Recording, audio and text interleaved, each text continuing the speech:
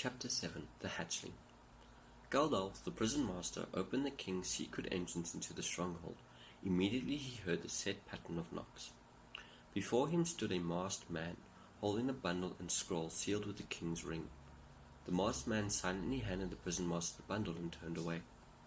Gandalf bolted the door and opened the bundle. The weakened form of a dragon hatchling lay in his hands. He knew the legend that a dragon hatchling was only born every 100 years, and he stared in amazement. He opened the scroll and read the king's instructions to rear this dragon within the confines of the prison. The preparations he had noticed within the stronghold over the last few months became clear. The cage and the construction would be able to contain a fully grown dragon. But would this hatchling live to fulfill its purpose? It was clearly dehydrated and had not yet had its first meal. The prison master looked frantically around, his mind racing as to how to resurrect the hatchling. A recognizable squeak provided the solution. Taking his crossbow in one hand, he fired at a rat running across the floor. Then grabbing the still squealing rodent, he squeezed its life juices onto the closed mouth of the tiny hatchling. Rats were indeed the scum of the food chain for animal hunters, but at this point, the prison master had no choice. This is what a mother dragon would do for a hatchling. She would hunt, but only partially complete the kill. It allowed the hatchling's instinct to come to the fore. "I'm not much of a match for your mother, little one," he said while rubbing the juice onto the hatchling's closed mouth. Gradually the hatchling began to stir, and then its tiny tongue made its way out of its mouth and licked at the juice. Gandalf wondered what kind of ignorant fool had brought this hatchling to the castle. He had no doubt that the king had heard of the might of dragons and the destruction of the dragon wars. Gandalf knew that this path would prove to be a double-edged sword, yet the king's orders would have to be obeyed. Moreover, he had his own family to be concerned about.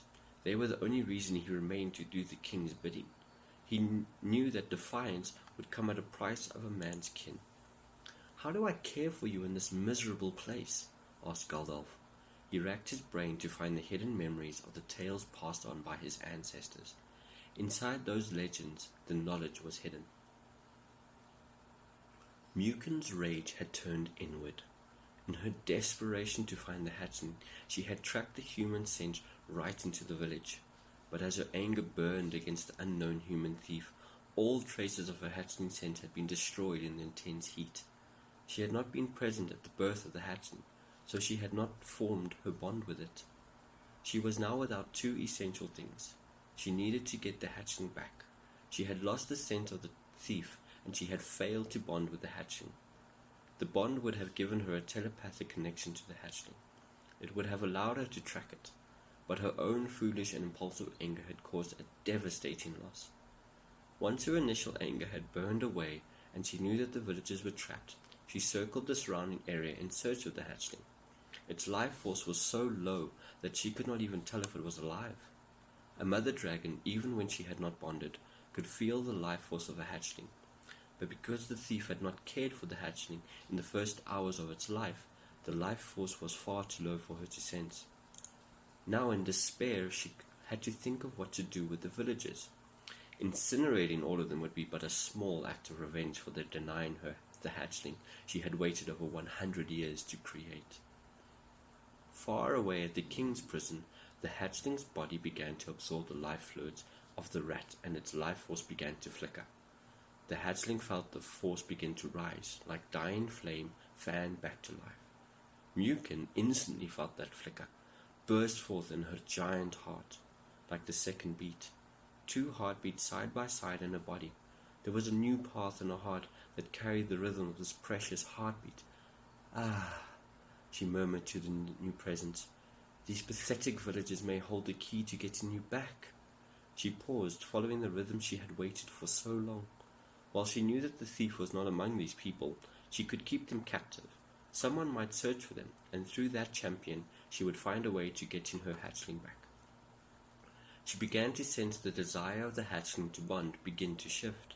Gandalf knew that a dragon's life force was not only linked to nourishment and its mother, but that its life force was also strengthened by its name.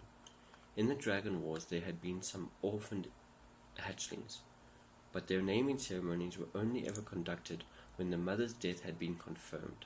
Galdolf held an impossible choice in his hands. The weakened hatchling desperately needed its life force kindled, but this would cause a further break in bond with its mother. By breaking the bond, the hatchling would be easier to bend to the king's will.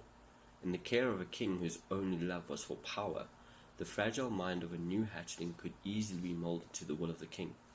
"Will you not eat?" Galdolf asked in desperation. He pulled his cloak out, laid it on the ground, and gently placed a hatchling on it. Then he carved up the rat into tiny portions. Using the handle of the dagger, he pounded the rat flesh on the ground. The prison master pried the hatchling's mouth open a little way and dropped tiny clumps of the pounded rodent flesh onto the hatchling's tongue. He gently closed his hand around the tiny mouth. The hatchling swallowed. After a few more mouthfuls, the hatchling slowly opened its eyes and stared straight into Galdolf's eyes. Nukin felt rising despair in her heart. The first bond for the hatchling had been formed. She could still feel the life force, but it was flowing in a different direction. She also knew that the next step for life force had to be taken. By rights, she should do the naming ceremony, but the naming ceremony had to be done. She knew that the hatchling was not with the dragon whisperer. That kind of energy was impossible to miss. But what ordinary human could ever know how to do a naming ceremony? The hatchling's crystal blue eyes searched Galdolf's face. It somehow knew that there was a next step to be taken, and it arched its neck in anticipation without knowing what it was. "What shall I name you?" asked the prison master. "Is there no scroll of instructions?" He despaired. The name was an instinctive name that the mother formed inside her upon laying the egg. The bond was the event that solidified the choice of name. A name was also more than that. It was a destiny that the hatchling would grow into. It would need to find a name, and quickly. Galdolf closed his eyes, held the hatchling a little closer, and ran through his memory the names he had heard as a child, sitting upon his grandfather's knee. "Yakel," he finally said. When Galdolf was a child, his grandfather would affectionately call him this. From an early age, Galdolf had displayed a way with sick animals, and he now did this with the hatchling. His patient touch and gentle care, whether it was a sick horse or a milking cow who had fallen ill, always brought hope to the family that the animal would live and continue to fulfill its purpose. Yakel was an old word of the Hebrews in biblical times that meant hope, not just a blind hope of some distant future, but the kind of patient hope where people who endure trials believing that something better is truly coming. It had been a long time since Galdolf had genuinely believed that something better would come. For too long he had worked in this place of despair. His grandfather had told him of the time when the king's parents had ruled, a time of wisdom and kindness, but the death of the queen by the hands of those who hated the light had changed things. Power did not corrupt, it only magnified the hearts of those who had power. Galdolf knew that hearts could turn, but he wondered if the kings could ever turn. The light that the queen mother had brought to the land seemed forever snuffed out. The prison master lived in a place of darkness and cruelty. What was there to hope for? What chance did this hatchling have? He understood that to keep this hatchling alive, they would both need this kind of hope this name would hold. By using this name, perhaps their destinies would merge together, and through this bond, thwart the plans of the king. Perhaps there could be hope for mankind. "We have to try, little one," said Galdolf. Placing his fingers in some wine, he rubbed a patch of the dragon's leathery forehead, and then touched his own forehead. He repeated the name 3 times, and finally placed his forehead against the hatchling's forehead, sealing the bond. With a flash of light, the hatchling's body began to glow. It arched its back. Yakel spread its fragile wings. The surge stretched the young dragon. The ceremony had released the power for the hatchling to double in size. Galdolf's heart filled with joy. Perhaps there was really something to hope for. Nukin felt the life force created by the naming ceremony. "Oh, Megadus, our hatchling lives!" The shifting of the bond began to tear at her heart. No dragon mother could endure the pain of separation. The muscle in her heart began to split in two to create as a separate heart in which the hatchling's bond would lie. She roared in pain. The force of it caused her to stumble as she tried to steady her body. The wrenching feeling was too much for her. There was no one to comfort her. If only she could hear Megadus. Silver wings were the carriers of wisdom. Their purpose was to pass on the wisdom of their ancestors. But she was alone.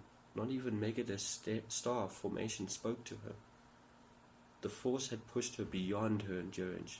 She slipped silently into the abyss of sleep.